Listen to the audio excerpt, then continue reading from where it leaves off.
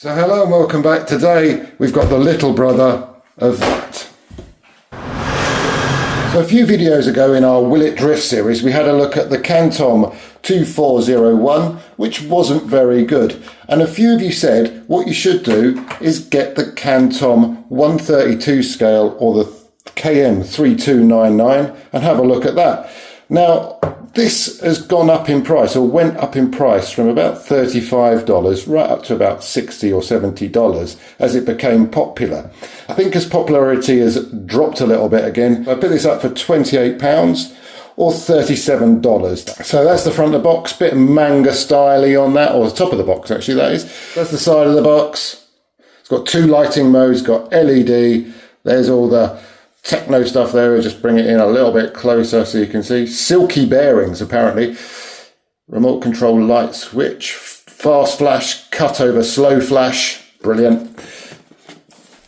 Side of the box with the big sticker on the side, 132 Racing Kamtom. Controller, which I think is the same as the last one that we had. And that side of the box. So I got the black one. As always, I haven't opened this, so it's a fresh open. Check you're in frame. So it's got Hello Racer on the inside. No, this never goes well, me opening it when I haven't opened it before. Nice foam insert in that. Instructions. A warning. No turning. No turning, I suppose that's no turning when it's off. There's the instructions. Some of you like to see that. I do like this. It's in everything. Like it's in Tamiya, or when it's in these, it's quite funny. It's a very similar drawing. Don't drop and all that sort of thing. And there it starts in Chinese. So the car. That's what you get in the. Let's put that underneath. That's what you get in the box. This is the matte black one. I should have got the red because the black doesn't photograph very well on this dark work surface. So it's got the rubber tyres on to start with. And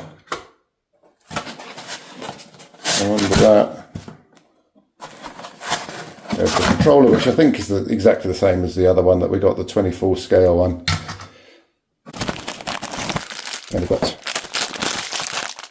wrinkly as always, our drift tyres, screwdriver to change the tyres, a charger, which is a bit better than the last one because that just came with a USB cable. This has got like a protected charger, nothing else, so no hex wrench or anything like that.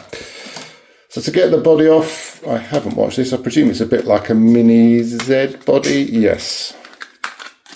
Oh, it's got its lights attached. So it's its internals, simple enough. We've got suspension, no suspension.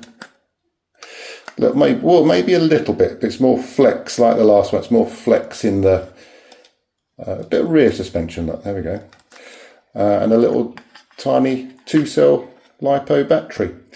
So let's get this charged, and then we'll give it a little bit of a run. A little longer than a few minutes later. So we've got it all charged. We've got the drift tyres on. Dead easy to do. You just unscrew the wheel, take the tyre off, wheel and tyre off, and then put the new one on. Now, what I did is the drift tyres actually came on the 5-spoke, so I swapped them over to the, I think you call this an aero disc. So I swapped them over to that because I thought it looked a bit better with its yo-yo tyres, a bit more white on there. Easy way to do that is just to push the wheel through the tyre, and you've got the wheel, and you put the new one on. Now what happens on these is they've got a little bit of a recess bit or a lip, and that pushes right down into the tyre. I tried to do it on the car in an exaggerated way. It was like that, and I couldn't push hard enough on the tyre to get it to sit properly, so I did take them off to change the wheels. Got the battery charged. As always, I didn't show you what the battery was, so I put that up in the corner. Size difference, so that's the 24 scale car. It's 132, that's the size difference between the two of them. Radio. So there's a radio, same as the other one really, on-off button, throttle dual rate, light mode, and steering trim left and right. So we'll turn it on. Unusual for me to do this correct, so you turn the radio on first, then the car, forgot to say this takes 2 AA's. So it takes a little while for it to bind, and then it just beeps to say that it's bound.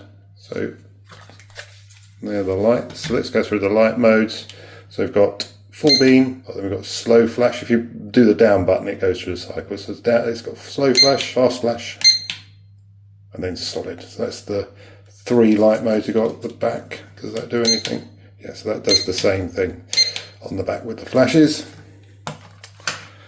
Steering. So it's proportional, fully proportional steering, fully proportional throttle, I presume. It does have a bit of a gyro, but there's no way of adjusting it that I can see on the radio. It's really difficult to show on the camera. But now what we'll do is we'll take it for a little drive.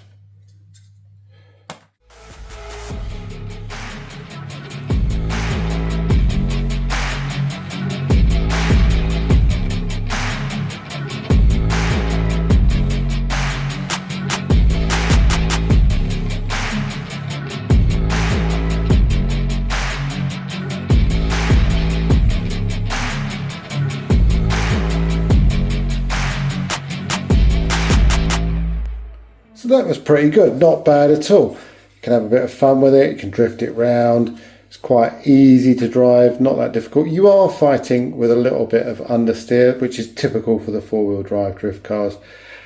And it also, you're sort of combating the gyro. There's not a lot of gyro effect, you are still combating that. And the radio's not great, but we are talking, like if I was to buy a receiver gyro for one of my drift cars, they come at $50 to $60.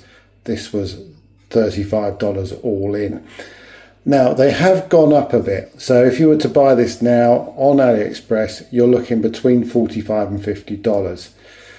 This was around $35, and whoever told me to put some weight on the front or the back of this and it would make it better, you were wrong.